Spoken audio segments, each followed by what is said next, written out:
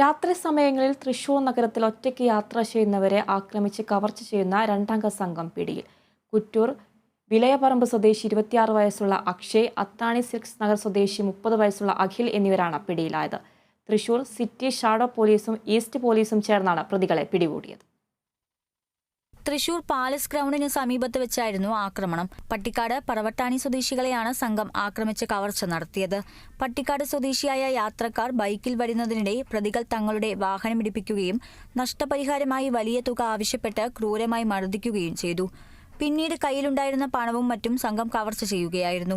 ഇതേ ദിവസം തന്നെ പ്രതികൾ പറവട്ടാണി സ്വദേശിയായ ഒരാളെയും തടഞ്ഞു നിർത്തി ദേഹോപദ്രവം നടത്തി കയ്യിലുണ്ടായിരുന്ന പഞ്ചലോഹ മോതിരവും സ്വർണവും കവർച്ച ചെയ്തിരുന്നു. പരാതി ലഭിച്ചതോടെ തൃശൂർ ഈസ്റ്റ് പോലീസ് അന്വേഷണം ആരംഭിച്ചു. പ്രതികൾ തിരൂർ പുത്തൻമടം കുന്ന് പരിസരത്ത് ഒളിവിൽ കഴിയുകയാണെന്ന വിവരം ലഭിച്ചതിന്റെ അടിസ്ഥാനത്തിലാണ് അന്വേഷണ സംഘം പ്രതികളെ പിടികൂടിയത്.